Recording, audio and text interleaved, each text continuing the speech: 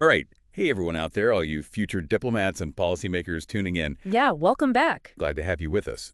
Today, we are taking a deep dive into something that's making headlines. And this is a big one for anyone tackling current events in the UPSC exam. So listen up.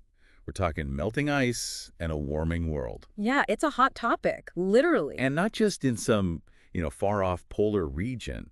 This is hitting home, impacting India. Yeah, specifically Jammu and Kashmir in ways that are, well, I mean, it's big news right now. Absolutely. So U.S. National Snow and Ice Data Center, they're reporting global sea ice hit a record low this February. Record low, both the Arctic and the Antarctic are shrinking. So we will get into the Himalayan glaciers and what's happening right here in India. Okay. But before we go there, let's break down, for anyone who maybe hasn't, gone deep on this, what sea ice even is. Right. I mean, it's different from icebergs or glaciers, right? Absolutely, yeah. Sea ice forms when ocean water freezes, whereas glaciers originate on land and then they kind of flow towards the sea. Okay. So that's a big distinction. So, and when the ocean water freezes, what's happening there? What's that process like? So one of the fascinating things about sea ice formation is this process of salt expulsion. Okay. So as the water freezes, it actually pushes out most of the salt, leaving behind this really unique porous structure. Huh, so it's not just like a solid block of ice. Nope, not at all. It's got all these little holes in it. Exactly. Okay, so that makes me think, how does that then impact its role in the larger climate system? We always hear sea ice is vital, regulating global climate, ocean currents. Those are always hot topics, Yeah. for the UPSC syllabus. Right. But how does that porous structure play into all that? Well, you're spot on. I mean, those are definitely crucial issues. And that structure really affects how the ice interacts with both the ocean and the atmosphere. Mm-hmm. One crucial aspect is its albedo. Okay. That's how much sunlight it reflects. Sea ice, being white, reflects a lot of solar radiation back into space, Okay. which helps to cool the planet, right? So it's like a giant mirror almost, Kind of, yeah. bouncing the heat back. Exactly, reflecting that heat.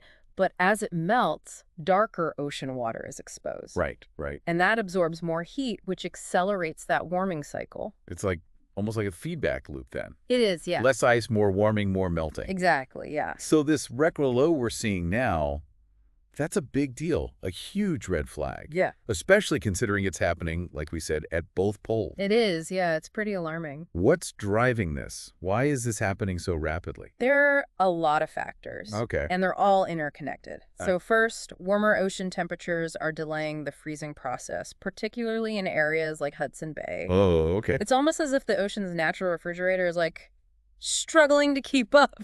Wow, yeah, that's a good way to put it. So, okay, warmer oceans, that's one. But I've also heard about these things called marine heat waves, which honestly sound terrifying, Yeah, they do, don't they? like something out of a disaster movie. Right. And they're not far off. These intense warming events are essentially melting the ice from below. Wow. Think of it like warmer Atlantic water intruding into the Arctic. So you've got that warmer water coming up, and it just accelerates ice melt in regions like the Barents Sea.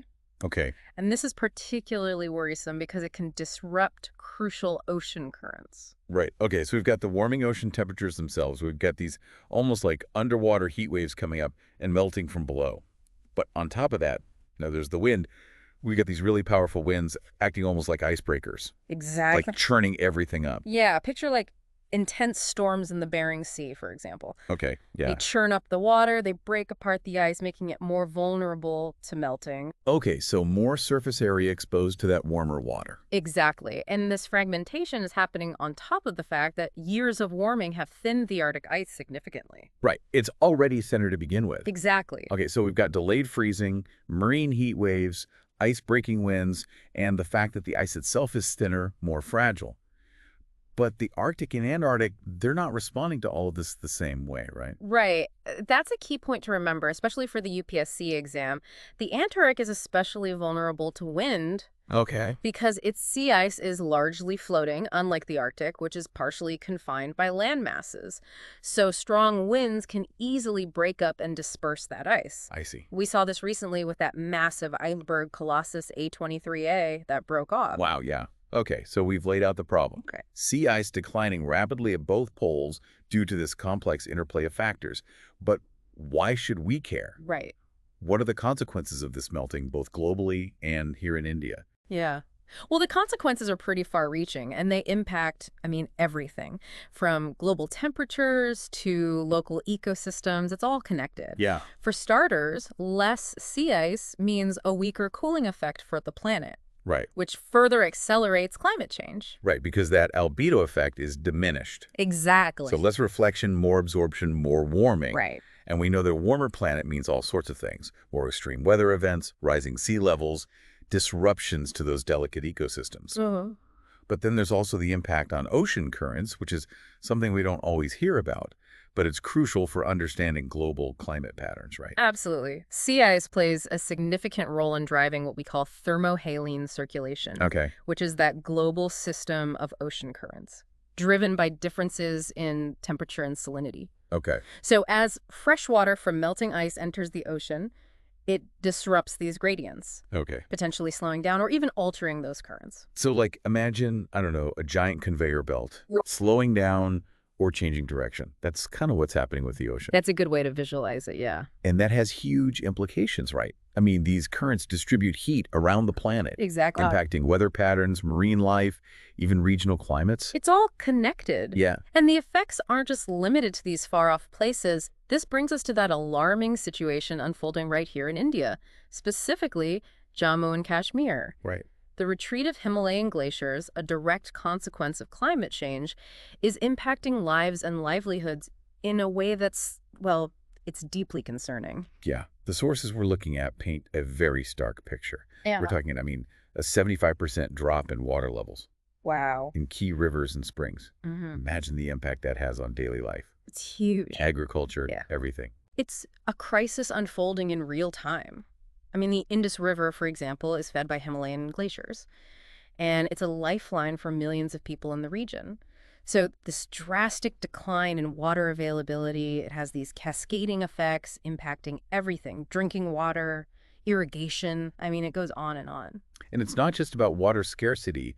The sources highlight how rising temperatures are hurting crops like apples, Right. a major source of income for so many in Jammu and Kashmir. Right. The apples are ripening earlier, they're losing their quality. Ultimately, they're fetching lower prices for the farmers. It's devastating for the local economy. Yeah. And the impact extends way beyond apples. Warmer temperatures, changing precipitation patterns, they're disrupting traditional agricultural practices, Yeah. impacting food security, livelihoods. It's happening across the whole region. Think about crops like saffron and almonds. They're highly dependent on these very specific climatic conditions. Right. They're all at risk. Yeah, and I know we've touched on this before, but it's just heartbreaking to read about the impact on the Gujar Bakarwal communities. Yeah. These are pastoralists. They rely on glaciers and high-altitude pastures for their livelihoods. Right. And as those ecosystems shrink, they're facing displacement, a loss of their traditional way of life. It's hard to even fathom. It is. It's a stark reminder that climate change isn't just about these abstract scientific data points. Right. It's about real people, real communities, facing very real consequences of a warming world. Absolutely, yeah. And it really underscores, I think, the urgency of understanding these complexities, Yeah. particularly, for those of you out there aspiring to be future leaders, policymakers. Absolutely. Now, before we move on, you mentioned surprising twist to this whole story. Right. Something that kind of challenges our very understanding of how the climate system works. Pretty curious about this. Yeah, a recent study, it was published in Science Advances, it's shaking things up a bit. It suggests that even if we were to stop all emissions today, the Earth might actually favor these warmer conditions and struggle to return to a cooler state. Wait, hold on. So you're saying that even with, our best efforts curbing climate change, the planet might still naturally drift towards a warmer equilibrium. Yeah, it's a thought-provoking finding. That's a game changer. It is. The study highlights several factors that historically led to ice cap formation. And those conditions, they aren't necessarily present today. Okay, so what were those conditions back then that led to all that ice? One key factor was low volcanic activity, Okay. meaning fewer greenhouse gases being released into the atmosphere. So back then, the planet was naturally cooler because volcanoes weren't pumping as much heat-trapping gas into the air. Right, exactly. The volcanoes are still erupting today, so does that mean we're doomed to this warmer future? Not necessarily, no. It's not just about volcanic activity. No. It's about that overall balance of carbon in the atmosphere. Right, right. And the study points to the crucial role of forests Okay. in absorbing carbon dioxide. Right. And ancient forests were even more efficient at this carbon sequestration, Okay. helping to keep the planet cool.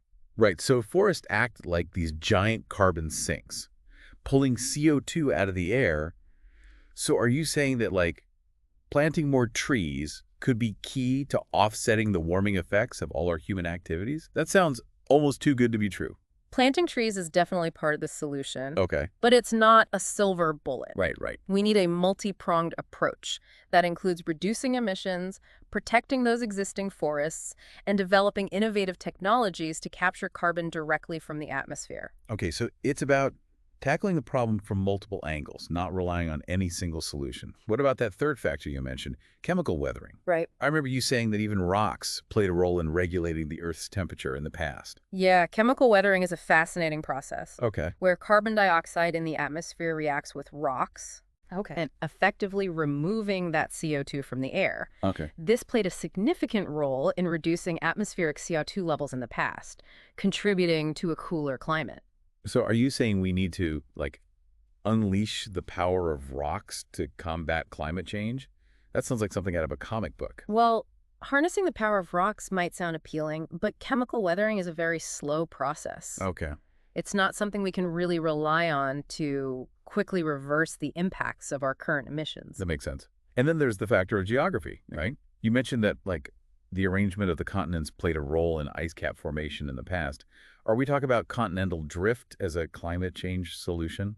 I wouldn't recommend trying to rearrange the continents. Okay. The point is that Earth systems are incredibly complex, they're interconnected. Right. Even subtle changes in geography or atmospheric composition can trigger these cascading effects across the entire planet. Okay, so we've explored these historical factors that led to this cooler Earth. But the big question, and I think this is what everyone's wondering, is what does this new research mean for our understanding of climate change and future projections? If Earth naturally gravitates toward warmer conditions, are we fighting a losing battle? That's the million-dollar question, and there's no easy answer.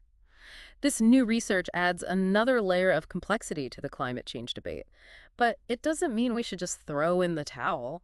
So it's not a reason to just say, well, the planet's going to warm up anyway, so why bother cutting emissions? No, not at all. So it's not a reason to just say, well, the planet's going to warm up anyway, so why bother cutting emissions? No, not at all. In fact, it makes our actions even more critical.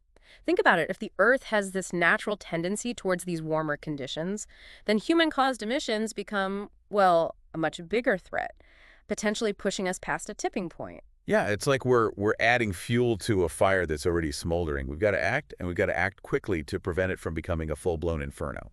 Exactly. This research, it doesn't negate the impact of human activities. It underscores the urgency of addressing them. We're at a crossroads where our choices, they will determine the trajectory of, well, the planet's climate for generations to come. Wow, that's a sobering thought. But, knowledge is power, right? I think understanding these complexities, even the unsettling ones like this new research, it's crucial, especially for those of you preparing for the UPSC exams. Absolutely, yeah. The UPSC isn't just about memorizing facts and figures. It's about demonstrating critical thinking, analytical skills, and a nuanced understanding of these global issues. And what's more interconnected than climate change? It's true, and I think, this deep dive has been a masterclass in that interconnectedness. Yeah. From the shrinking sea ice to the plight of farmers in Jammu and Kashmir, it really is. It's all connected. It is. And for our listeners aspiring to be those future diplomats, policymakers, leaders, this understanding, it's paramount. You'll need to grapple with these complexities, analyze policies, negotiate these international agreements, make decisions that impact not just India, but the entire world. So for those hitting the books for the UPSC, remember this. Climate change, it isn't just an environmental issue. It's an economic issue. It's a social justice issue, a national security issue. It's woven into the fabric of, I think, every challenge we face in the 21st century. Well said. And this deep dive, I hope, has provided you with a solid foundation for understanding, I guess, the multifaceted nature of this crisis, the science behind it, and the very real consequences that are unfolding as we speak. Yeah, and that surprising twist about Earth's, potential preference for these warmer conditions, that's something to really chew on. It challenges our assumptions, and I think it forces us to think, maybe more deeply, about the long-term implications of our actions. And it highlights the need for continued research, innovation, collaboration on a global scale. This is a challenge that demands our, well, I guess, our collective ingenuity and a commitment to finding solutions that benefit all of humanity. That's a powerful message to end on. So to our listeners, we encourage you to keep diving deeper into this topic. You can explore the source material we discussed today. It's all in the Indian Express. And if you have any questions or thoughts, leave a comment below. We love to hear from you. Don't forget to like and subscribe to The Deep Dive for more in-depth discussions on, well, crucial current events. Events that are essential for acing those UPSC exams.